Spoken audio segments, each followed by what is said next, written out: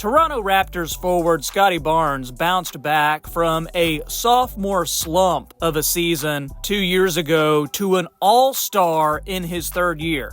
My man's game is as smooth as maple syrup. Just this past year, he posted 19.9 points, 8.2 rebounds, over 6 assists, and a combined 2.8 stocks. That's blocks and steals for all the casuals out there. He also posted a healthy bump on his perimeter shooting, making 101 three-pointers, which is only 20 short of his first 2 seasons combined.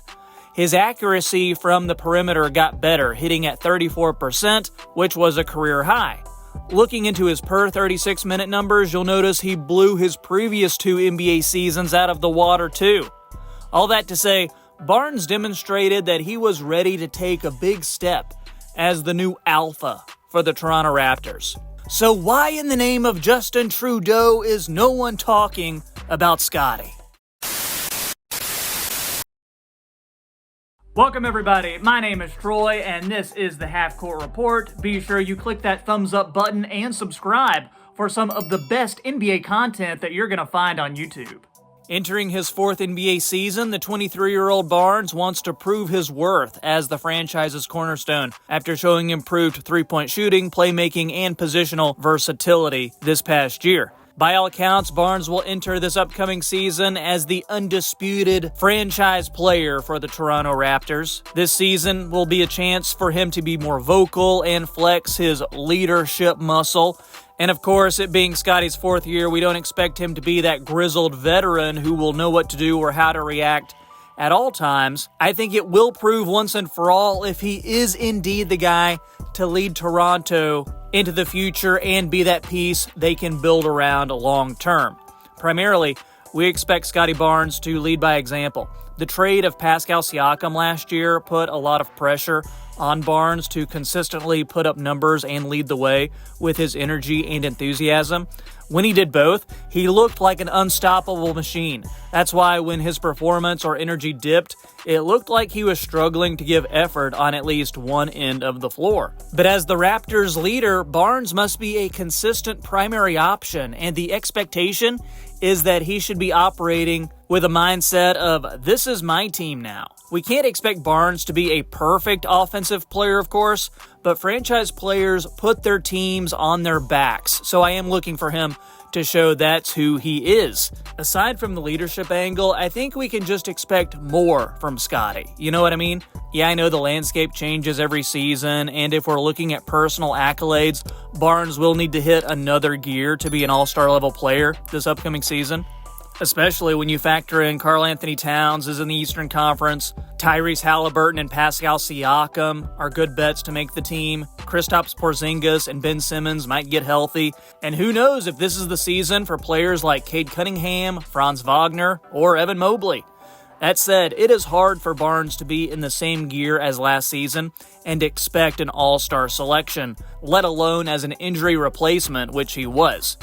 It would be great if he could either lead the team and overachieve in the win column, or bump his numbers to something like 25 points, 10 rebounds, 7 assists. I mean, if he does that, you're looking at an all-NBA kind of player. But let's not get ahead of ourselves, because in short, Toronto's fortunes start and end with Scottie Barnes.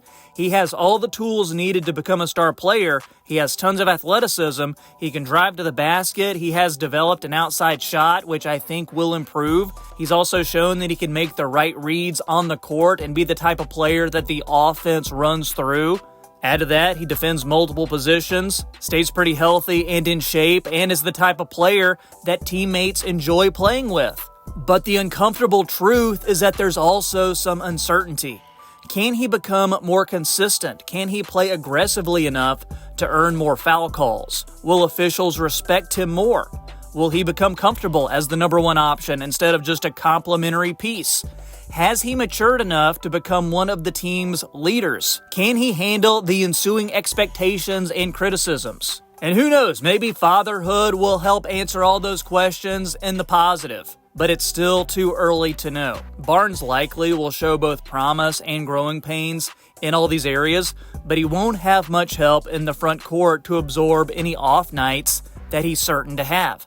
All that being said, dear YouTube viewer, Scottie Barnes is the Raptors' only hope. If Scottie Barnes is a really good player and someone in an all-star conversation most years, the Raptors, let's be honest, are probably treading water. But if Scottie Barnes is a great player, a consistent all-star, challenging every year for an all-NBA spot, and maybe even getting some MVP votes here and there, the Raptors have hope for changing their fate. Perhaps with the right mix of growth across the roster, they can become the ensemble cast to make an Eastern Conference Finals run. If Toronto wants to truly break free from NBA mediocrity and become the kind of team that routinely is making those deep playoff runs, Scottie Barnes has to be an MVP candidate every season. He needs to be an all-defense candidate every season. He needs to be an all-NBA lock. He needs to be mentioned on top 10 lists with regularity. If he can reach that level, then the Raptors have a chance to accomplish something real. But until then, I think the Raptors may just continue to be an afterthought. Guys, that's what I think, but let me know in the comments your thoughts on Scottie Barnes and the Toronto Raptors this year. Since you've watched this far, make sure you drop a like for the YouTube algorithm and hit that subscribe button too. It only takes a second, and I would really appreciate it. Check out my pinned comment and some of the other videos that I have on this channel. Thank you so much for watching. Hope you have a great day. Don't be a casual in basketball or in life. And I'll see you next time on the Half Court Report.